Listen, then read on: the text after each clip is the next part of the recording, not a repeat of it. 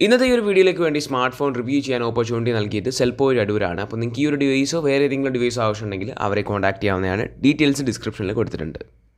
Hello everyone, techie വിസാർഡിൻ്റെ മറ്റൊരു പുതിയ വീഡിയോയിലേക്ക് ഏവർക്കും സ്വാഗതം. ഇന്നത്തെ വീഡിയോയിൽ വിവോയുടെ ഏറ്റവും പുതിയ V25 Pro എന്ന് പറയുന്ന ഈ ഒരു സ്മാർട്ട് ഫോണിൻ്റെ ഒരു അൺബോക്സിംഗ് പ്ലസ് ക്വിക്ക് റിവ്യൂ ആണ് നമ്മൾ ചെയ്യാൻ പോകുന്നത്. ആസ് എ ഫസ്റ്റ് ഇംപ്രഷൻ ഈ ഒരു പ്രൊഡക്റ്റിൻ്റെ സ്പെസിഫിക്കേഷൻ ഓവർവ്യൂ, ഇനീഷ്യൽ ഇംപ്രഷൻ, എൻ്റെ ഒരു അഭിപ്രായമാണ് ഇന്നത്തെ വീഡിയോയിൽ ഓവറോൾ ഞാൻ കൊടുത്തിരിക്കുന്നത്. അപ്പോൾ ഈ ഒരു വീഡിയോ ആദ്യം മുതൽ അവസാനം വരെ കാണുമ്പോൾ നിങ്ങൾക്ക് ഈ ഒരു പ്രൊഡക്റ്റിനെ പറ്റി ഏകദേശം മനസ്സിലാവുമെന്ന് ഞാൻ വിശ്വസിക്കുന്നു. അപ്പോൾ കൂടുതലൊന്നും പറഞ്ഞാൽ ലാഗടിപ്പിക്കുന്നില്ല, നമുക്ക് ഈ ഒരു പ്രൊഡക്റ്റ് അൺബോക്സ് ചെയ്തുകൊണ്ട് തന്നെ സ്റ്റാർട്ട് ചെയ്യാം.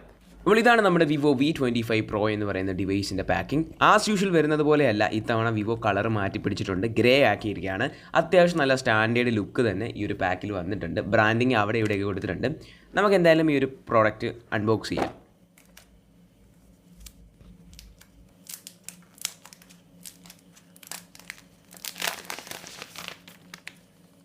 അപ്പോൾ നിങ്ങൾ കണ്ടതുപോലെ ആദ്യം തന്നെ നമ്മുടെ ഡിവൈസാണ് നമുക്ക് ലഭിക്കുന്നത്. ഡിവൈസ് കൂടാതെ ഒരു ട്രാൻസ്പെറൻറ്റ് ബാക്ക് കവർ നമുക്ക് ഇതിൽ ലഭിക്കുന്നുണ്ട്. പിന്നെ യൂസർ മാനുവലും വാറണ്ടി കാർഡും ഉണ്ട്. 66 വാട്ട് സപ്പോർട്ട് ചെയ്യുന്ന ഫാസ്റ്റ് ചാർജിംഗ് ബ്രിക്കും type A to type C data കേബിളും സിം ഇജക്ടർ ടൂളുമാണ് ഇതിലെ പാക്കിംഗ് കണ്ടൻസ് എന്ന് പറയുന്നത്. അപ്പോൾ ഇത്രയുമാണ് ഇതിൻ്റെ പാക്കിംഗ് എക്സ്പീരിയൻസ്. ഇനി നമുക്ക് നമ്മുടെ ഫോണിലേക്ക് വരാം. ഈ ഒരു പ്രൊഡക്റ്റിൻ്റെ ബിൽഡ് ക്വാളിറ്റിയെ പറ്റി പറയുകയാണെങ്കിൽ front and back glass build ആണ്. അതുപോലെ 190 ഗ്രാമാണ് വെയിറ്റ് വരുന്നത്. കേർവ്ഡ് സ്ക്രീനാണ് ഇതിൽ വരുന്നത്. അതേപോലെ V23 Proയിൽ കണ്ടതുപോലെ കളർ ചേഞ്ചിങ് ബാക്ക് പാനലാണ് വരുന്നത്. അത് എക്സ്പ്ലെയിൻ ചെയ്യാം. അതായത് നമുക്ക് UV ലൈറ്റിൻ്റെ പ്രസൻസിൽ ഈ ഒരു ലൈറ്റ് ബ്ലൂ കുറച്ചുകൂടെ ഡാർക്ക് ആവും. അപ്പം അത് നമുക്ക് ശരിക്കും എഫക്റ്റീവ് ആവുന്നത് നമ്മൾ നോർമൽ കേസിൽ നോക്കുവാണെങ്കിൽ സൺലൈറ്റിൽ വരുമ്പോഴാണ്, പുറത്തൊക്കെ പോകുമ്പോഴാണ്. അത് എത്രത്തോളം എഫക്റ്റീവ് ആണെന്ന് ചോദിച്ചു കഴിഞ്ഞാൽ നിങ്ങൾ ബാക്ക് കവർ ഇടുന്ന ഒരാളാണെങ്കിലും മേ ബി നിങ്ങൾക്ക് അതൊരു എഫക്റ്റീവ് ഫീച്ചർ ആണെന്ന് തോന്നുന്നില്ല. ആൻഡ് ഓവറോൾ ബിൽഡിനെ പറ്റി പറയുകയാണെങ്കിൽ വെയിറ്റ് ഡിസ്ട്രിബ്യൂഷൻ എടുത്തു പറയുന്ന കാര്യമാണ്. നമുക്ക് അധികം വെയിറ്റ് തോന്നുന്നില്ല, ബട്ട് പ്രീമിയം ക്വാളിറ്റി അല്ലെങ്കിൽ ഒരു superior quality feel overall feel ചെയ്യുന്നുണ്ട്. പ്രത്യേകിച്ച് ആ ഒരു ഗ്ലാസ് ബാക്ക് ഡിസൈനും അതുപോലെ കേർവ്ഡ് സ്ക്രീനോട് ആകുമ്പോൾ നമുക്ക് നല്ലൊരു പ്രീമിയം ഫീൽ വരുന്നുണ്ട്. അതുപോലെ കയ്യിൽ ഹോൾഡ് ചെയ്യുമ്പോൾ നല്ല കംഫർട്ടബിൾ ആണ്. ഡിസൈൻ്റെ കാര്യത്തിൽ വിവോ നല്ല രീതിയിൽ തന്നെ കോൺസെൻട്രേറ്റ് ചെയ്തിട്ടുണ്ട്. ഡിസ്പ്ലേ നോക്കുവാണെങ്കിൽ 6.56 ഇഞ്ചിൻ്റെ ഒരു AMOLED ഡിസ്പ്ലേ ആണ്, FHD+ ഡിസ്പ്ലേ ആണ് നമുക്ക് ഇതിൽ ലഭിക്കുന്നത്. 2376x1080 പിക്സൽസ് ആണ് റെസൊല്യൂഷൻ വരുന്നത്. 120 Hz റീഫ്രഷ് റേറ്റ് നമുക്കിതിൽ സപ്പോർട്ട് ചെയ്യുന്നുണ്ട്. ആൻഡ് 1300 nits ആണ് ഇതിൻ്റെ പീക്ക് ബ്രൈറ്റ്നസ് ആയിട്ട് വരുന്നത്. കേർവ്ഡ് സ്ക്രീൻ ആയതുകൊണ്ട് തന്നെ നമുക്കിതിൽ ബെസൽസ് വരുന്നില്ല, ചിഹ്ന് വളരെ ചെറുതാണ്. പിന്നെ പഞ്ച് ഹോൾ ഡിസ്പ്ലേ ആണ് വരുന്നത്. ഓവറോൾ ഡിസ്പ്ലേ എക്സ്പീരിയൻസ് എന്ന് പറഞ്ഞാൽ നമ്മൾ X80 കണ്ടുവന്ന ഒരു പ്രീമിയം ക്വാളിറ്റി തന്നെയാണ്. നല്ലൊരു കിഡിലൻ എക്സ്പീരിയൻസ് തന്നെയാണ് ഇതിൻ്റെ ഡിസ്പ്ലേ വരുന്നത്. പേഴ്സണലി എനിക്ക് ഭയങ്കര ഇഷ്ടപ്പെടുന്ന ഒരു ടൈപ്പ് ഓഫ് ടിപ്പിക്കൽ ഡിസൈനാണിത്. കേർവ്ഡ് സ്ക്രീനൊക്കെ വരുമ്പോൾ ഓവറോൾ മൾട്ടിമീഡിയ എക്സ്പീരിയൻസിൽ അത് നല്ല രീതിയിൽ നമ്മളെ ഹെൽപ്പ് ചെയ്യുന്നുണ്ട്. അപ്പോൾ മൾട്ടിമീഡിയ കാര്യം പറയുകയാണെങ്കിൽ എനിക്കൊരു നെഗറ്റീവ് പറയാനുണ്ട്. അതായത് ഇതിൽ നമുക്ക് സ്റ്റീരിയോ സ്പീക്കേഴ്സ് അവൈലബിൾ അല്ല. ഈ ഒരു ബഡ്ജറ്റിൽ വരുന്ന ഒരു ഡിവൈസിൽ നമുക്ക് സ്റ്റീരിയോ സ്പീക്കേഴ്സ് ഇല്ലെന്ന് പറഞ്ഞാൽ അതൊരു നെഗറ്റീവ് തന്നെയാണ്.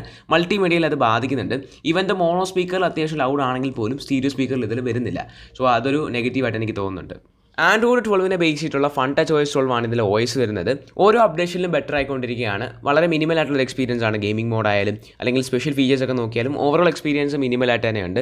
പക്ഷേ ബ്ലോട്ട് വേസിൻ്റെ കാര്യം നോക്കുകയാണെങ്കിൽ ധാരാളം ബ്ലോട്ട് വേസ് ഉണ്ട് ആസ് യൂഷ്വൽ വരുന്നത് പോലെ. അത് മാറ്റി നിർത്തി കഴിഞ്ഞാൽ ഓവറോൾ ഒരു മിനിമൽ എക്സ്പീരിയൻസ് തന്നെയാണ്. ചിപ്സെറ്റ് നോക്കുകയാണെങ്കിൽ MediaTekൻ്റെ Dimensity 13000 6 നാനോമീറ്റർ ചിപ്സെറ്റ് ആണ് ഇതിൽ വരുന്നത്.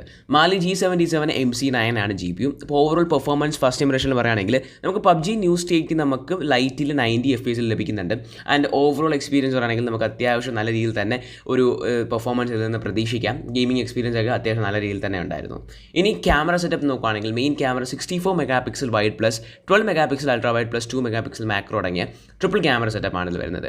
ഇത് ആക്ച്വലി ഒരു ക്യാമറ സെൻട്രിക് ഫോണാണ്. ഇതിൽ നമുക്ക് പ്രൊഫഷണൽ ഫോട്ടോഗ്രാഫി എന്നൊക്കെ പറഞ്ഞ മേളിലൊക്കെ എഴുതിയിട്ടുണ്ട്.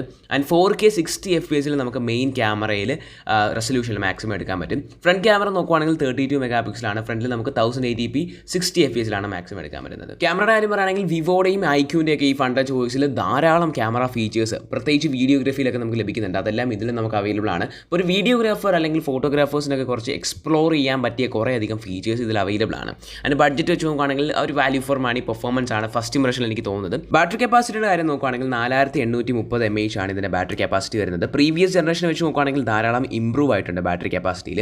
66 വാട്ടിൻ്റെ ഫാസ്റ്റ് ചാർജിങ് സപ്പോർട്ട് ചെയ്യുന്നുണ്ട്. പിന്നെ നമ്മൾ കണക്ടിവിറ്റി നോക്കുകയാണെങ്കിൽ 8 5G ബാൻഡ്സ് ആണ് നമുക്കിതിലുള്ളത്. ഡുവൽ 4G വോൾട്ടേജ് സപ്പോർട്ട് ഉണ്ട്. കരിയർ അഗ്രിഗേഷൻ്റെ സപ്പോർട്ട് നമുക്കിത് വരുന്നുണ്ട്. കാർഡ് സ്ലോട്ട് നോക്കുകയാണെങ്കിൽ 2 നാനോ സിം ഇടാൻ പറ്റും. SD കാർഡ് സ്ലോട്ട് നമുക്കിതിൽ അവൈലബിൾ അല്ല. ബയോമെട്രിക്സ് നോക്കുകയാണെങ്കിൽ ഇൻ ഡിസ്പ്ലേ ഫിംഗർ പ്രിൻറ്റ് സ്കാനിങ്ങും ഫേസ് ID ആണ്. രണ്ടും നല്ല ഭംഗിയായിട്ട് തന്നെ വർക്ക് ആവുന്നുണ്ട്. അതുപോലെ കളേഴ്സ് നോക്കുകയാണെങ്കിൽ pure black and sailing blue ആണ്. പ്യുവർ ബ്ലാക്ക് നോക്കുകയാണെങ്കിൽ നമ്മൾ X80 കണ്ടുവന്ന സെയിം ടെക്സ്റ്റേർഡ് ആയിട്ടുള്ള ബ്ലാക്ക് ആണ്. സെയിലിംഗ് ബ്ലൂവിലാണ് ഈ ഒരു കളർ പാറ്റേൺ വരുന്നത്. 8GB 128GB വേരിയൻറ്റും 12GB 256GB വേരിയൻറ്റും നമുക്ക് അവൈലബിൾ ആണ്. 8GB 128GB വേരിയൻറ്റിന് 35,999 രൂപയാണ്. അതുപോലെ തന്നെ 256GB വേരിയൻറ്റിന് 39,999 രൂപയാണ്. അപ്പം മിനിമം നമുക്ക് സ്റ്റാർട്ട് ചെയ്യുന്നത് 36,000 രൂപയ്ക്കാണ്. ഈ ഒരു ഡിവൈസിൽ NFC സപ്പോർട്ടും അതുപോലെ സ്റ്റീരിയോ സ്പീക്കേഴ്സിൻ്റെ സപ്പോർട്ടും തീർച്ചയായിട്ടും വേണമായിരുന്നു എന്ന് എനിക്കൊരു അഭിപ്രായമുണ്ട്. അതുപോലെ തന്നെ ക്യാമറാസൊക്കെ ഡീസൻറ്റ് പെർഫോമൻസ് ആണ് നൽകുന്നത്. അപ്പോൾ ഓവറോൾ എനിക്ക് ഈ ഒരു ബഡ്ജറ്റിൽ അത്യാവശ്യം തരക്കേടില്ലാത്ത പെർഫോമൻസ് നൽകുന്നുണ്ടെന്ന് തോന്നുന്നുണ്ട് ഫസ്റ്റ് ഇംപ്രഷനിൽ. അപ്പോൾ ഇത്രയും കാര്യങ്ങളാണ് ഫസ്റ്റ് ഇംപ്രഷൻ എന്ന നിലയിൽ എനിക്ക് ഈ ഒരു ഡിവൈസിനെ പറ്റി നിങ്ങളുമായിട്ട് ഷെയർ ചെയ്യാനുണ്ടായിരുന്നത്. അപ്പോൾ എല്ലാവർക്കും ഇന്നത്തെ ഈ ഒരു വീഡിയോ ഇഷ്ടപ്പെട്ടെന്ന് തന്നെ വിശ്വസിക്കുന്നു. ഈ ഒരു പ്രൊഡക്റ്റിനെ പറ്റിയുള്ള നിങ്ങളുടെ അഭിപ്രായങ്ങൾ തീർച്ചയായിട്ടും കമൻറ്റ് ചെയ്യാൻ മറക്കരുത്. ഈ ഒരു പ്രൊഡക്റ്റ് നമുക്ക് അൺബോക്സ് ചെയ്യാനുള്ള ഒരു അവസരം ഒരുക്കി തന്നത് സെൽ പോയിന്റ് അടൂർ എന്ന് പറയുന്ന ഷോപ്പാണ്. അപ്പോൾ ഈ ഒരു പ്രൊഡക്റ്റ് വാങ്ങാനോ ഇതിൻ്റെ കൂടുതൽ ഡീറ്റെയിൽസ് അറിയാനോ തീർച്ചയായിട്ടും അവരെ കോൺടാക്ട് ചെയ്യാവുന്നതാണ്. ഡീറ്റെയിൽസ് ഞാൻ ഡിസ്ക്രിപ്ഷനിൽ കൊടുത്തിട്ടുണ്ട്. അപ്പോൾ നമുക്ക് എന്തായാലും ഇതുപോലെ മറ്റൊരു ടെക് റിലേറ്റഡ് കണ്ടന്റുമായിട്ട് കണ്ടുമുട്ടാം. അതുവരേക്കും ഗുഡ് ബൈ.